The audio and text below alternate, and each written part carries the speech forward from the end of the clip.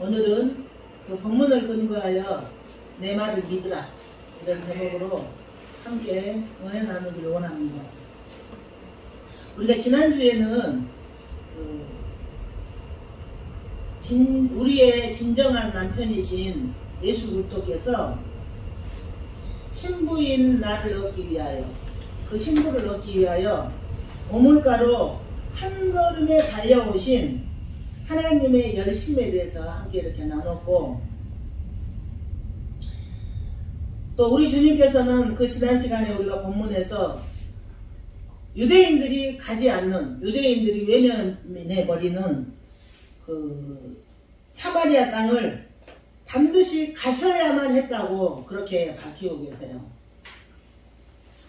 그 구절을 통해서 예수 그리스도의 신부인 교회는 창세전에 택함받은 자들이기 때문이라는 것이에요. 예수 그리스도의 신부인 우리 교회인 우리는 창세전에 하나님께로부터 택함받은 자들이기 때문에 모든 유대인들이 거부하는 그 사마리아 땅을 반드시 거쳐서 그 신부를 구원하고 그 신부를 찾으러 오셨다. 그렇게 말씀하셨고, 또 예수님께서 당신이 영원히 목마르지 않는 그런 생수의 근원이라고 그렇게 말씀하시면서 느닷없이 남편 이야기를 꺼냈어요. 주님은 이런 질문을 통해서 타락한 인간들이 하나님으로 채워져야 할 그 우리 안에, 하나님으로 채워져야 될 그런 우리 안에 그들의 목마름을 이 세상의 엉뚱한 것으로 채워서 해결하려고 했던 그 부분을 우리 예수님께서는 다루고 계시는 것이에요.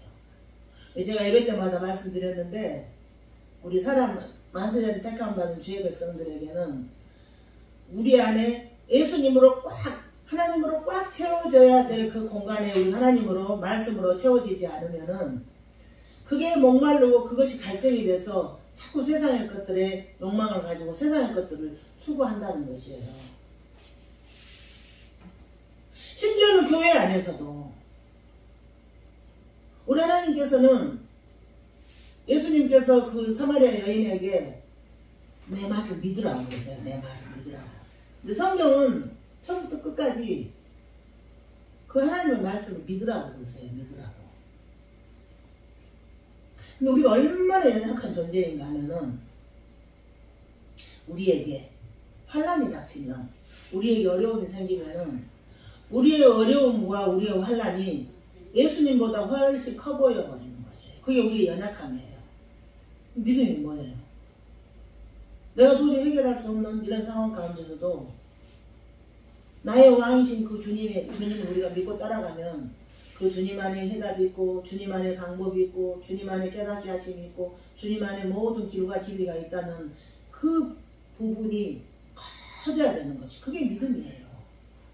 그래서 우리가 이 험악한 세상에 하나님께서 내 말을 좀 믿으라고, 내 말을 믿으라고, 나를 따라오라고, 내가 길이라고, 내가 진리라고, 내가 생수의 근원이라고 계속 말씀하시는 그 하나님의 말씀의 능력 안에 우리가 쑥 들어가서 그 말씀 안에서 우리가 그 말씀과 은혜를 누리지 아니하면 이 세상 가운데서 이런 엄청난 사건들이 일어나는 것이에요.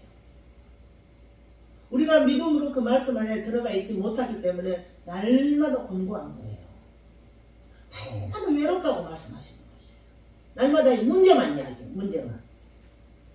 문제만 이야기하는 우리가 오늘은 예수님께서 사마리아 여인인 우리에게 내 말을 믿으라고 했던 그 말씀을 좀 여러분 기억하시고, 우리 주님이 행하실 일을 좀 기대해 봤으면 좋겠어요. 우리 주님이 행하실 일을 기대해 봤으면 좋겠어요. 그래서 우리 주님께서는 하나님으로 채워져야 할 우리들의 그런 목마름을 우리가 엉뚱한 것에서 채우려고 하는 그런 일들을 해결해 주시기 위해서 일일이 다 찾아다니는 것이에요. 일일이 찾아다니시는 거예요. 한 사람도 만세전에 택한 자들을 그냥 버려두신 적이 없이 일일이 찾아오시는 것이에요. 그런데 우리는 연약해서 예수님이 예수님의 방법으로 우리를 인도하시고 예수님의 방법으로 우리에게 신방하시고 예수님의 방법으로 우리에게 만나주시는 것을 우리 원치 않아요. 내 방법이었으면 좋겠어요. 그렇죠. 내 방법으로 이 일이 좀 방향이 흘러갔으면 좋겠어요. 그래서 내가 원하는 방법으로 흘러가지 않으면 기분 나쁜 거예요. 우리가 관계에서도 내가 원하는 대로 그 일이 이렇게 좀 진행이 됐으면 좋겠는데 그게 안 되면은 기분 나쁜 것이에요. 하나님께서는 참 신묘막측한 그 은혜가 뭐냐면은 우리가 예수님을 나의 주님으로 예수님을 영접하고 나서 그 나는 죽고 예수님으로 사는 그런 훈련이 우리가 잘 돼 있으면 세상살이도 잘 살 수 있어요. 내 방법이 다 옳은 건 아니거든요. 내가 원하는 것이 다 옳은 건 아니에요. 그래서 우리 주님께서는 타락한 인간들이 하나님으로 채워져야 될 그들의 목마름을 이 세상의 엉뚱한 것으로 해결하려고 하는 것, 거기서 방황하는 것, 거기서 고통스러워하는 것, 그런 모든 것들 상황 가운데 있음에도 불구하고 주님은 하나님께서 택하신 하나님의 백성들에게 일일이 찾아가셔서 그들의 목마름을 다 해결했어요. 해결하세요. 우리 방법으로는 환경이 먼저 해결됐어요. 좋겠는데 하나님은 나를 먼저 변화시켜서 그 환경을 다스리고 정복하게 하시고 하나님은 나의 유익된 쪽으로 일을 해결하셨으면 참 나는 좋겠는데 하나님께서는 나의 유익이 아니라 하나님 나라의 백성으로서 그 유익한 쪽으로 일을 해결하신다는 것이에요. 그래서 우리가 우리의 삶 가운데서 늘 묵상이 돼야 돼요. 과연 내가 하는 생각이 옳은 것인가 성경적인가, 과연 내가 살고 있는 이 삶의 방법이 성경적으로 맞는가, 과연 내가 가고자 하는 나아가는 그 방향이 성경에 부합되는 그런 삶인가를 날마다 묵상해 봐야 돼요. 그런 묵상에 이렇게 머무르게 되면 자기를 부인하는 그 삶이 조금 더 쉬워져요. 그래서 얼마나 많은 세월 동안에 우리 주님께서 나를 믿으라고, 내 말을 믿으라고 그러셨는데 주님의 말을 믿는 것이 아니라 나의 욕망과 나의 어떤 꿈을 향해서 그 돌진하는 삶을 40년을 허송해버리고 30년을 허송해버리고 20년을 허송해버리고 그런 허송생활을 보내는 것을 우리 주님께서는 반드시 그 복음이라는 능력 가지고 십자가의 대속의 은혜라는 능력 가지고 하나님께서 우리 마음 가운데 물붓듯이 쏟아 부어주시는 그 사랑을 가지고 하나님의 방법대로 우리를 이끌어 가신다는 것을 여러분 반드시 기억하시기 바랍니다. 여기에서 예배 이야기가 또 다루어져요. 어떤 사람들은 예배라고 하면은 기독교에서 이렇게 드려지는 이런 예배의 어떤 틀, 그런 형식을 생각해요. 왜냐하면 여기서 예배라는 그런 용어를 쓰기 때문이에요. 그런 단어를. 그런데 아니에요. 이 세상에 살고 있는 모든 사람들은 다 예배를 하면서 살아요. 어떤 식으로 예배를 하냐 하면은 그 예배라는 것을 영어로 월십이라고 해요. 그래서 그 내용이 뭐냐면은 내가 가장 가치 있다고 생각하는 것을 위해서 사는 것, 내가 가장 가치 있다고 생각하는 것, 그것을 내 삶의 가장 중요한 것으로 여기고 사는 것, 그것을 예배라고 그래요. 예배라고. 그것을 예배라고 하는데 여러분, 불교인들도 예불이라는 그 이름으로 예배를 해요.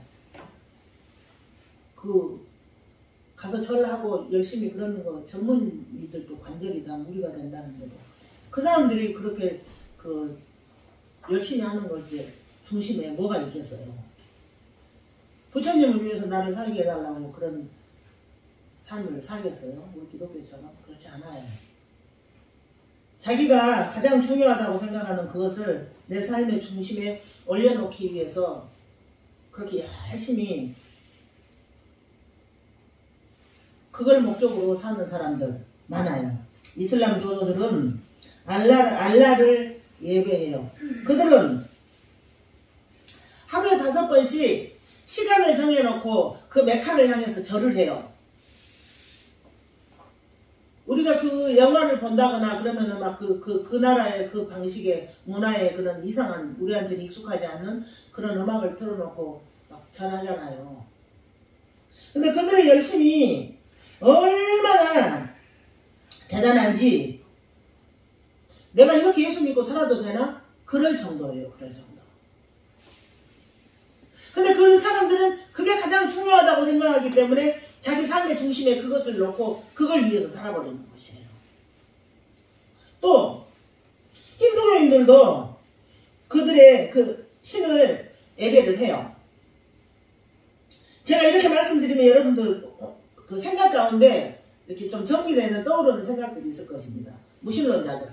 나는 아무것도 안 믿어요. 나는 종교가 없어요. 이런 사람들. 그런 사람들도 예배를 하는데 어떻게 예배를 하느냐. 자신들이 가장 가치 있는 것을 자기 삶에 올려놓고 자신을 예배하는 사람들이에요. 그 사람들은 자신만 중요해.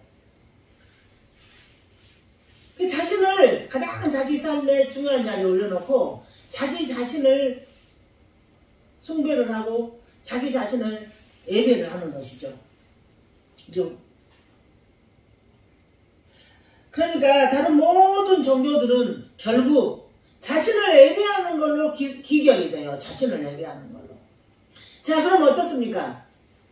여기 오셔서 예배드리는 여러분들은 이제 제가 이 설교를 준비하면서 이 말을 하려고 하면서 저도 상당히 제 자신을 돌아보면서 이 부분이 성령께서 우리를 이렇게 이끌어 주시지 않으면, 통제하지 않으면 어렵겠구나 하는 부분이긴 한데, 성경에서는 하나님을 사랑하고 내 이웃을 사랑하라고 그래요. 근데 우리가 하나님에 대해서 그 사랑은 어쩔 때 하나님 우리가 사랑하게 되냐면은 하나님이 나를 얼마만큼 사랑했는가를 인지할 때만 하나님이 좋아요. 이 큰 사랑은 어떻게 하지? 이 감당할 수 없는 이 은혜를 어떻게 하지? 왜 나 같은 이 죄인을 위해서 예수님이 목숨을 내놓으셨나? 그거 생각하면 소름이 끼치고 정신이 번쩍 들어요. 이걸 어떻게 하지? 그럼 나는 어떻게 살아야 하지? 도대체 이 사랑을, 이 감당할 수 없는, 이 측량할 수 없는 이 사랑을 어떻게 하지? 망치를 한 대 꽝 얻어맞는 거지. 주님이 나를 그렇게 사랑하셨기 때문에 내 안에서 사랑이 나오는 것이에요. 이게 복음이 우리 안에 채워지면 그 복음이 우리 안에서 흘러나오는 것처럼 하나님의 사랑이 우리 안에 채워지면 하나님을 향한 그 사랑이 우리 안에서 흘러나오게, 이건 법칙이에요. 법칙, 영적인 원리. 그러지 않고 만약에 오늘 주일이야, 예배 가서 예배 드리러 가. 여러분들이 예배 드리러 오는 것은 하나님 부르셔서 오시는 것이긴 하지만 하나님을 마음껏 찬양하고 하나님 앞에 내 삶을 들여 영광을 돌리고 우리 하나님을 정말로 찬양하고 우리 하나님을 자랑하고 우리 하나님이 나에게 주신 그 사랑을 감당할 길이 없어서 그 사랑 고백하러 오는 것이 예배예요. 예배. 근데 만일 내가 오늘 가서 예배 시간에 하나님의 앞에 응답을 받아야 되겠어. 내가 오늘 하나님 앞에서 좀 치료를 받아야 되겠어. 이것이 1번이 되면 안 된다는 거야. 그래서 그 하나님에 대한 그 사랑이 좀 여러분들이 좀 회복이 됐으면 좋겠어요. 그래서 그 사랑이 길 가다가도 어떻게 나 같은 걸 사랑하셔가지고 생명을 주셨지? 이건 있을 수 없는 일이 내 인생 가운데 벌어진 일이 아니야. 그래서 가다가 눈물이 글썽거려지고 가다가 목이 메어지고 길을 가다가도 이거 어떻게 하지? 하는 거룩한 고민이 우리에게 있어야 하는 것. 그 하나님을 사랑하는 것. 그것이 내 안에 딱 자리 잡지 않으면은 예배의 깊이가 그렇게 간절하지 않아요. 그것이 내 영혼 가운데 깊이 그 사실이 잡힐 때 문제? 뭐 내가 구원받았는데 이 사건? 내가 구원받았는데 구원받은 하나님 백성에 일어난 이 일, 여기는 분명히 믿음의 진보를 줄 수 있는 그런 하나님의 숨은 뜻이 있을 거야라는 그 믿음만이 우리가 변경되게 된다는 이야기죠. 여러분, 모든 종교들은 전부 자기 자신의 유익을 위해서 어떤 힘있는 존재에게 도움을 청하기 위한 수단으로 다 만들어진 것이에요. 이게 우리가 이렇게 길에서 전도하다가 만나거나 이렇게 뭐 어디 우연히 만나진 사람들 이렇게 이야기를 가만 들어보면 금방 그 정체성이 드러나요. 나 예수 믿어요. 나 교회 나가요. 나 어디 뭐 집사 집분이에요. 이렇게 말하는 사람들이 그 예수님의 그 사랑과 하나님이 그 예수님의 사랑을 생명을 주시기까지 사랑한 그 사랑과 은혜와 그 감동이 우리로 하여금 고백되어지지 않고 주님이 나에게 해주셨으면 원하는 소원이 나타나고 주님이 행하신 일들이 나를 드러내게 하는 내 의를 나타나게 하는 그런 이런 고백이 있는 사람들이 있어요. 그런 사람들을 딱 분별할 수 있는 길은 내 안에 신앙이 정립이 되어져야 돼요. 나는 누구인가? 나 같은 죄인을 위해서 우리 예수님이 십자가 못 박혀 돌아가시고 생명을 주시고 그 예수님이 나와 연합해서 이제는 나는 죽고 예수로 사는 그런 삶으로 살게 해주셨지. 그런 신앙의 정체성이 있는 사람들은 가다가다 실수는 하지만 성경이 하지 말라고 하는 그 일에 민감하게 반응할 수 있어요. 성경이 하라고 하는 그 일에 민감하게 반응할 수 있는 나의 그 인본주의적인 어떤 그런 부분들이 하나씩 없어지는 그런 삶으로 살게 된다는 것이죠. 그러니까 이 사마리아 여인, 요한복음 4장에 예수님이 찾아갔던 그 여인이 누구예요? 바로 우리예요. 우리 자신이에요. 우리가 예수님이 주된 삶을, 예수님이 왕된 삶을 살지 않고 나에게 힘 있는 남편이 있다면, 내 통장에 잔액이 많이 있다면 그런 것들로 인해서 삶을 살려고 아무리 해봐도 거기에선 답이 없는 것이에요. 그 사마리아 여인 같은 나에게 우리 주님이 찾아오셔서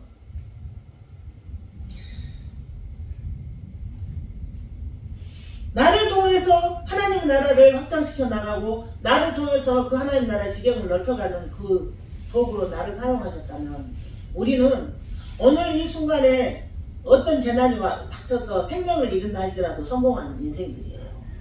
성공한 인생들이에요. 성공한 인생. 그러니까 여러분, 이 세상의 모든 종교들은 전부 자기 자신의 유익을 위해서 어떤 힘 있는 존재의 도움을 청하기 위한 수단으로 만들어진 것이기 때문에 결국은 그들이 섬기는 것은 그들이 부르는 신이 아니라 자기 자신이에요. 자기 자신. 자기 자신의 부강을 위해서, 자기 자신의 유익을 위해서, 자기 자신의 안락을 위해서, 자기 자신이 성취하고 있는 어떤 그런 것들을 위해서 각기 다른 이름을 부르면서 나아가고 있다는 이야기죠. 이 자기 부인에 대한 피 흘리기까지 싸움이 우리 개인한테 있어야 돼요. 그래서 이 타락한 인간들이 각기 다른 신의 이름을 부르면서 각기 다른 예배의 형식을 통해서 그들의 신에게 예배하지만 결국 그들의 공통된 목적은 자신의 목마름을 해결하기 위한 것이고 자기의 유익을 위한 것이라는 것이죠. 우리의 삶의 거의 99%가 그래요. 내가 왜 이 일을 열심히 하고 있는가? 내가 왜 이 일을 해야 되는가? 내가 왜 이런 관계를 가져야 되는가? 내가 왜 이 일 앞에서 시간을 들여야 되는가? 다 자기 자신의 유익을 위해서예요. 근데 그 하나님이 허락하신 자기 자신의 유익을 위한 것인가? 나 개인의 어떤 욕망, 그것에 의한 자기 유익을 위한 것인가에 대해서는 분별이 반드시 되어져야 된다는 거죠. 어렵죠? 인본주의를 생각하면 어려워요. 그런데 하나님이 나에게 생명을 주셨으므로, 나를 구원하셨으므로 주님께서 나에게 말씀하시면 내가 죽기까지라도 충성하고 순종하리라는 그 믿음의 고백이 여러분들 안에 있다면 순간마다 분별해야 되고 순간마다 결단해야 되지만 성령 하나님의 인도하심이 반드시 있는 것을 우리가 체험하게 될 줄 믿습니다. 그러니까 하나님께서 기뻐하시는 참된 예배라는 것은 뭐냐 하면은, 잘 들어보세요. 내 자신이 우주의 중심에 있는 것이 아니에요. 내 자신이 우주의 중심에 있으면 절대로 안 돼요. 우주의 중심에서 내 자신을 십자가 아래로 끌어내리고, 하나님이 기뻐하시는 참된 예배는 자신이 하나님의 은혜가 아니면 존재할 수 없는 피조물이라는 고백이 날마다 나와져요. 오늘 아침에 막 들으니까 내가 할 수 있는 건 하나도 없었노라고. 뭐도 그 일에도 내가 할 수 있는 하나도 내가 할 수 있는 일은 없더라고. 내가 할 수 있는 것은 없다고 그 말씀을 하시던데 제가 지나가다 들으니까. 그것이 우리가 24시간 고백해야 될 이야기예요. 하나님 내가 할 수 있는 거 하나도 없네요. 다만 그런데 나는 하나님 뜻대로 살고 싶은 것. 그거 하나 있네요. 제가 늘 생각하는 게 있어요. 아침에 일어나서 오늘은 이런 볼 일이 있기 때문에 몇 시에 가서 몇 시에 그 일을 끝내고 몇 시쯤에는 교회로 돌아와서 몇 시부터 몇 시까지는 이게 그 말씀 준비를 하고 책을 좀 읽고 이런 계획을 날마다 머릿속으로 짜요. 그런데 그렇게 시간에 맞춰서 되어진 적이 한 번도 없어요. 어디 볼 일이 있어서 나는 시간이 잘 맞춰서 가는데 상대 그쪽이 나를 길거리에서 30분을 세워놓고 나를 기다리게 하면 나는 30분을 어쩔 수 없이 이러고 서 있어야 되는. 그러면 그 일이 30분만 늦어지는 것이 아니라 같이 만나서 얘를 보아야 되는 그 일도 늦어지고 돌아와야 되는 시간도 늦어지다 보면은 내 계획과는 완전히 다른 하루를 보내게 되더라는 말입니다. 그래서 주님의 은혜가 아니면 나는 정말로 존재할 수 없는 그런 피조물입니다. 그래서 주님 이 일에도 주님의 인도하심이, 이 일에도 주님의 역사하심이, 이 일에도 우리 주님의 뜻이 나타나게 해주시옵소서라는 기도를 수만 번씩 하면서 우리가 하루를 보내야 되는 것입니다.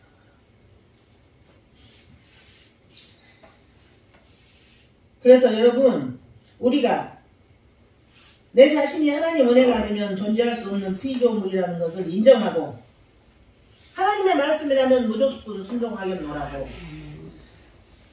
하나님의 뜻이라면 무조건 순종하겠노라고 나선 자들의 모든 행위가 예배. 네? 그럼 한번 생각해 보세요. 우리의 인생이 지금까지 살아오면서 우리의 삶이 예배였는가? 어떻게 해서든지 내 뜻을 한번 쟁취해보기 위해서, 어떻게 해서든지 내가 원하는 것을 한번 이루어보기 위해서 여태껏 살아왔다면 그건 예배의 행위가 아니었다는 증거가 말씀을 통해서 지금 나타나고 있다. 진정한 예배의 삶은 하나님 아버지, 나는 하나님의 은혜가 아니면 존재할 수 없는 피조물입니다. 그 고백을 하면서 그걸 인정을 하면서 하나님의 말씀에 나는 온전히 순종하기를 원합니다. 순종할 수 있는 은혜를 주십시오. 순종할 수 있는데도 용기가 항상 필요하다. 결단이 항상 필요해요. 말씀대로 살겠노라고 수없이 하나님 앞에 고백하면서 결단하면서 나서는 그 삶이 예배라는 것이에요. 예배. 그런데 왜 자꾸 예배를 드리고 말씀을 읽어도 그렇게 안 되어지는가는 이유가 있어요.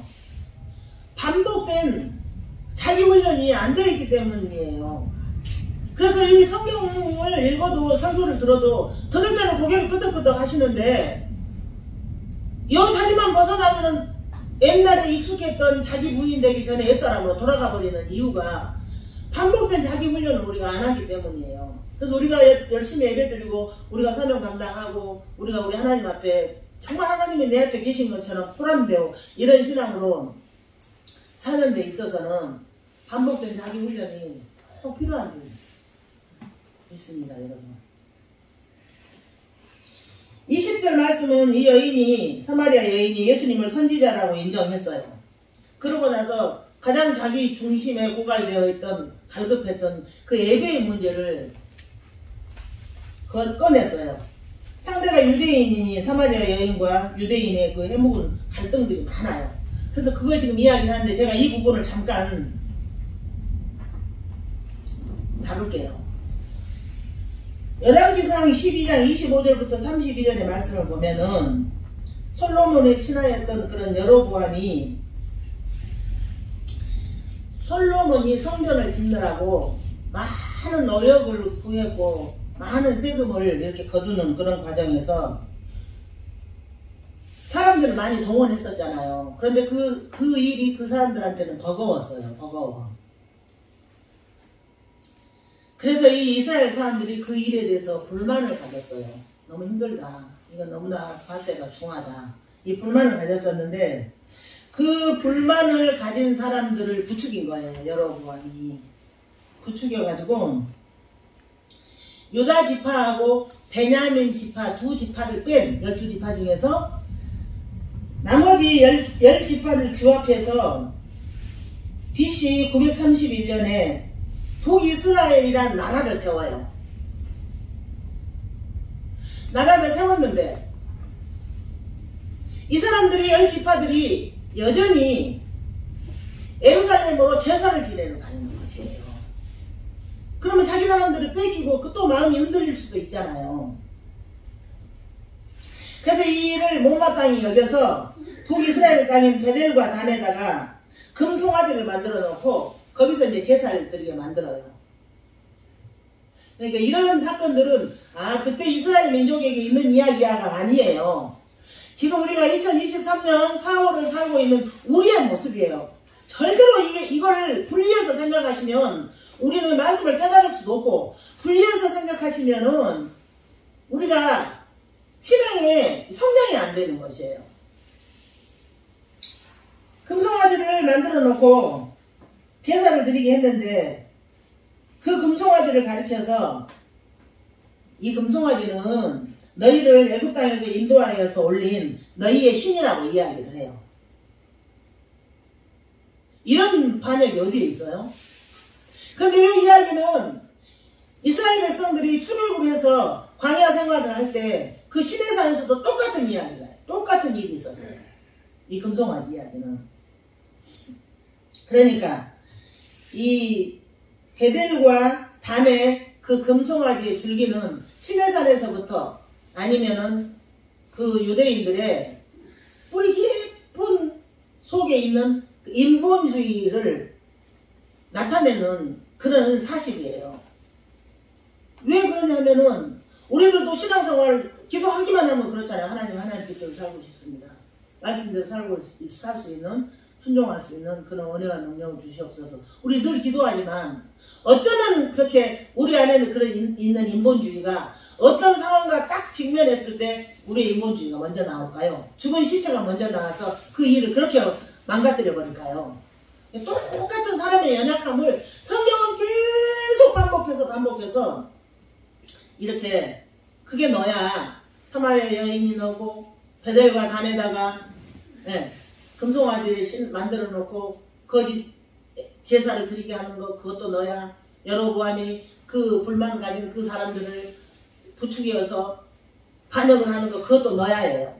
그러니까 그것이 나로 이렇게 대입이 돼서 성경을 볼 수 있으면 날마다 우리는 뒹굴 수밖에 없다니까요. 죄송해서 얼굴을 들을 수가 없고 괴로워서 하나님 앞에서 정말로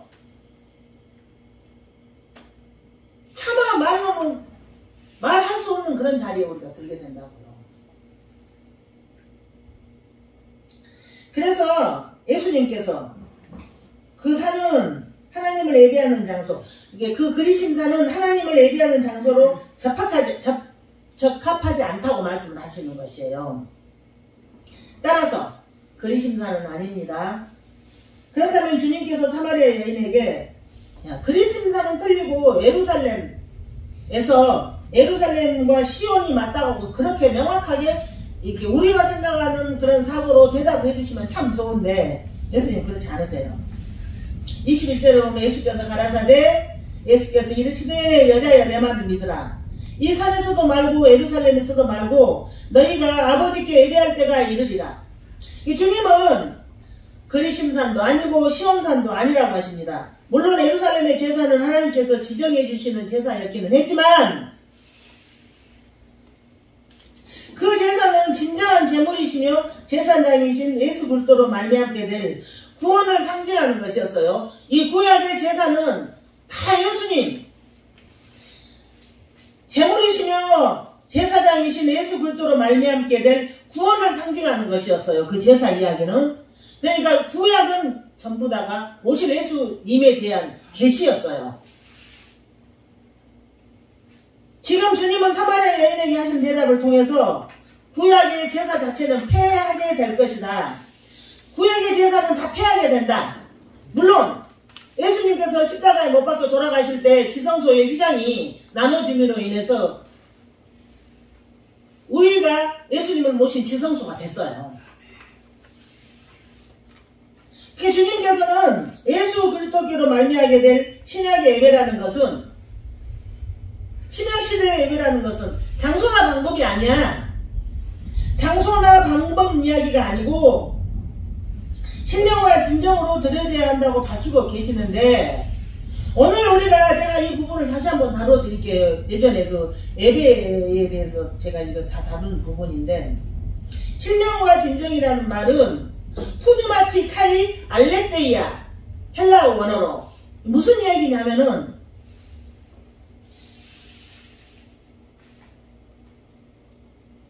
푸뉴마는 성령이라는 이야기예요. 성령. 헬라어로 푸뉴마, 성령이에요. 그런데 이 알레테이아는 우리가 이게 헬라어 원문에 이렇게 보면 어떤 의미로 많이 사용했냐면은 진리, 진실, 실체, 본질이라는 뜻이에요. 본질. 그러니까 우리 개혁 성경이 이 알레테이아를 진정이라고 번역하는 바람에 많은 분들이 예배 그러면 신령하게 예배 그러면은 이 곡해를 해서 진심 어린 마음으로, 물론 진심 어린 마음으로 서죠. 우리 하나님 앞에는 진심 어린 마음으로 정성을 다해서 드려야 된다는 권고쯤으로 이 부분을 생각을 해요. 신령과 진정으로를 그런 권고쯤으로 생각을 하는데, 이 구절은 예배에 대한 태도나 마음가짐에 대한 이야기가 아니에요. 예배에 대한 태도나 마음가짐 이야기가 아니에요. 우리는 새벽부터 일어나서 교회에 나와서 이 예배를 드리는 이 순간까지도 성령 하나님 저를 통치하여 주시옵소서. 우리 정말 단정한 그런 마음가짐, 네? 그런 마음가짐으로 와서 우리가 예배 드리는 건 당연한 것이에요. 그러니까 알레테이아는 헬라어에서 실체와 본질이라는 뜻으로 주로 사용하는 단어예요. 성경에서. 그래서 예를 들어서 요한복음 1장 9절의 말씀 보면은 참 빛이 세상에 와서 각 사람에게 비추는 빛이 있었으니 참, 이게 알레테이아예요. 또 요한복음 6장 32절에 오직 내 아버지가 하늘에서 내리는 참 떡을 갈 때 그 참떡, 그게 알레테이아예요. 그리고 요한복음 15장 1절에 보면 내가 참 포도나무요, 그 참, 그것이 알레테이아예요. 그리고 또 다른 여러 곳에서 참 선지자, 참 왕, 참 생명수 등에 쓰였던 단어가 알레테이아예요. 그러니까 무슨 얘기냐면은 이제 잘 이렇게 여러분들이 들으셔야 돼요. 구약에서는 그 예수님을 설명하기 위해서, 그 부요를 설명하기 위해서, 그 참을 설명하기 위해서는 반드시 예표가 필요했어요. 예표가. 그런데 우리가 그 구약에서 예수님을 예표하는 그 본 이야기를 다 우리가 신약시대에 이 땅에서 내가 누릴 것으로, 내가 구할 것으로, 내가 원하는 것으로 해석을 이렇게 옮겨와 버리는 바람에 우리의 사고가 참 예수님이신 하나님 앞에서 딱 내가 정면으로 서 있다는 그런 우리의 의식이 자리 잡지를 못하는 원인이 됐던 것이에요. 그러니까 무슨 얘기냐면은 구약에서 이 땅의 것으로 예표되었던 모형, 상징, 그림자, 그런 것이 그 실체와 본질이 드러날 것이기 때문에, 그러니까 구약에서는 그런 모든 예표되는 것들이 예수님으로 드러날 것이기 때문에, 예수님의 것으로 드러날 것이기 때문에 구약의 예배가 사라질 것이고, 그런 의미에서 이게 구약에서는 계속 그런 상징, 그런 의미, 그림자, 그런 이야기들을 그림자로 나타내서 이렇게 기록이 되어 왔던 것이에요. 그래서 오늘 여러분이 예배 드리면서 이 부분만 해석이 되고, 이 부분만 이해가 되고, 이 부분만 믿어진다면 우리가 신앙생활 하는데 훨씬 그 복잡한 그런 그 부스러기들이 다 정리돼 버리고, 그 실체라는 예수 그리스도 앞에서 나의 삶에 대한 그런 묵상으로, 나의 그 예배의 삶에 대한 그런 묵상으로 여러분들께도 조금 달라지기를 이렇게 간절히 원하는 것입니다. 그러니까 여러분 무슨 얘기냐면, 구약의 제사는 하나님의 백성들이 죄를 위해서 하나님께 제물이 드려지고, 하늘과 땅 사이의 유일한 중보자여 제사장으로 서게 되신 예수 그리스도의 사역을 그림자로 보여줬던 것이에요. 모형으로. 구약의 제사는 전부 다 모형으로 다 보여주는 것이었는데, 그런데 그 사마리아 여인 앞에 실체이신 예수님, 메시아이신 예수 그리스도가 짠하고 나타나신 것이에요.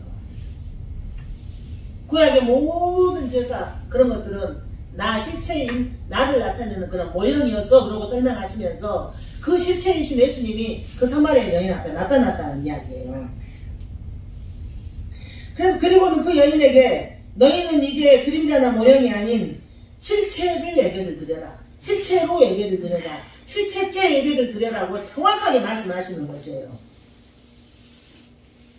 그럼 여러분,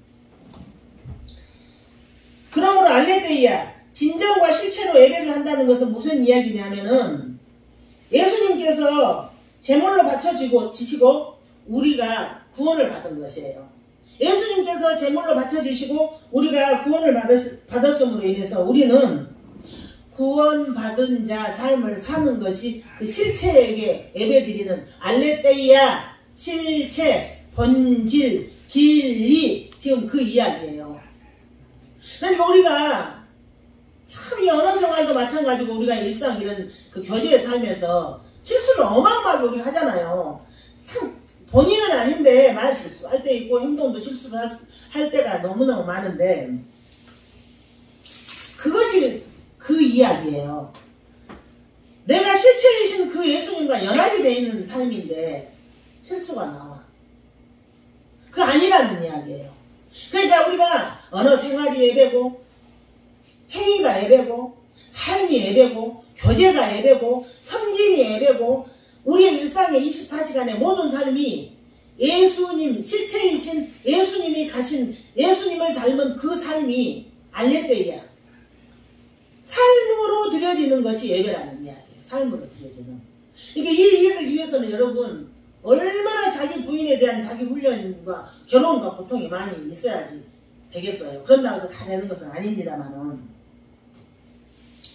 그래서 우리는 우리의 삶, 성도의 삶 속에서 예수님의 성품이, 예수님의 순결한 삶이 하나님 앞에 제물로 올라가는 거죠.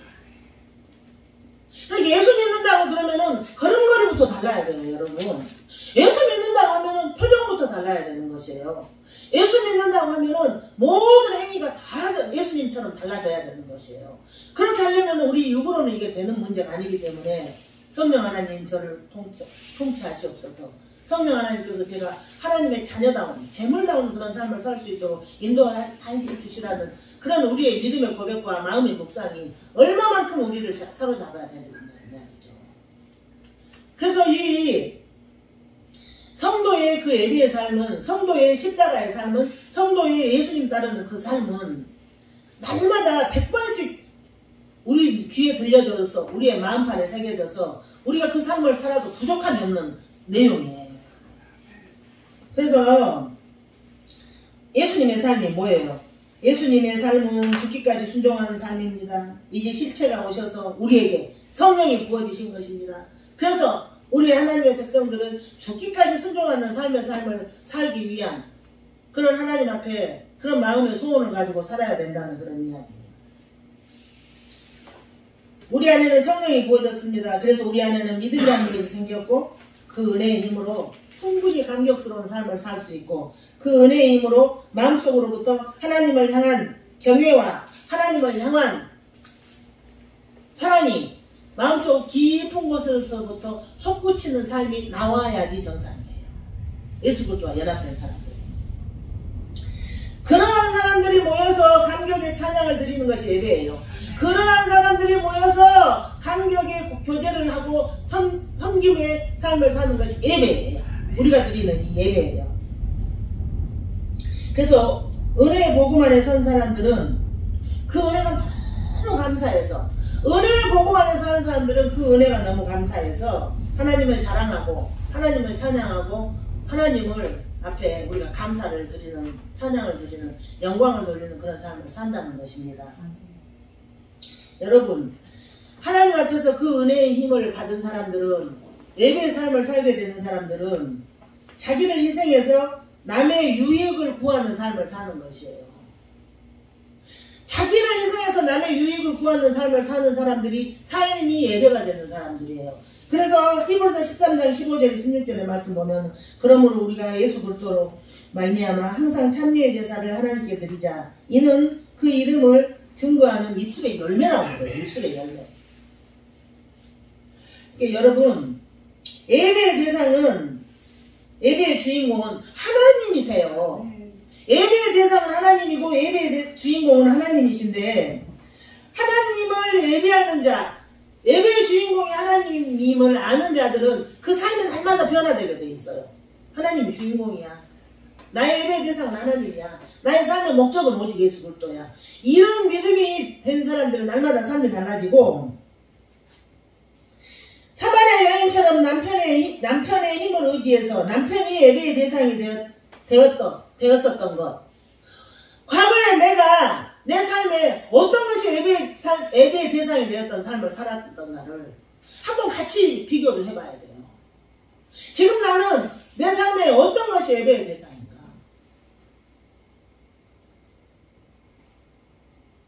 분명히 그것을 오늘날 나를 높이는 삶이 성공인 것처럼 내가 드러나는 삶이 성공인 것처럼 사는 사람은 예배의 삶이 아니라는 것이에요. 오늘날 부유한 삶이 복받는 것처럼 화자되고 있는 이건 절대로 예배의 삶이 아니라는 것이에요. 혹시 여러분이 이렇게 설교를 듣고 이렇게 예배를 드리면서도 나의 목적이 나의 유익을 위한 것이라면 안 돼요. 나의 고난은 하나님이 나를 내버려 두신이 아니에요. 나의 질병에 이렇게 고통의 삶은 하나님 나를 내버려 두는 삶이 아니라 그 훈련을 통해서 하나님의 자녀로 온전히 우뚝 설 수 있도록 하나님께서 불가항력적으로 우리를 붙들고 계시는 힘이 때가 있어요. 힘이에요, 힘. 그래서 하나님께서는 어떠한 상황 가운데도 우리를 내버려 두심이 아니라 불가항력적으로 우리를 붙드셔서 눈동자와 같이 지키시고 737 동안에도 그냥 두시지 않으시고 말씀으로 인해서 행복하라고 하늘의 양식으로 인해서 풍성한 삶을 살라고 하나님의 것으로 인해서 복된 삶을 살라고 하나님께서 이렇게 우리에게 말씀해 주시는 것입니다. 그래서 성경은 일일이 낱낱이 하나님의 자녀들에게 하나님의 자녀들의 삶의 방법, 하나님의 자녀들의 순종의 길, 하나님의 자녀들이 하늘의 복을 받고 사는 것, 하나님의 자녀들이 하나님이 원하는 그 길을 가는 그런 방법에 대해서 명확하게 알려주고 계십니다. 그래서 이 땅의 것을 버리고 하나님의 것으로 행복하기를 원하신다면 지금부터 말씀에 돌진해야 합니다. 하나님의 것으로 복된 삶을, 풍성한 삶을 살기를 원하신다면 지금부터 말씀을 생명처럼 여기고 실험하시는 우리 순복음 지리교회의 예배 공동체들이 되기를 간절히 소망합니다.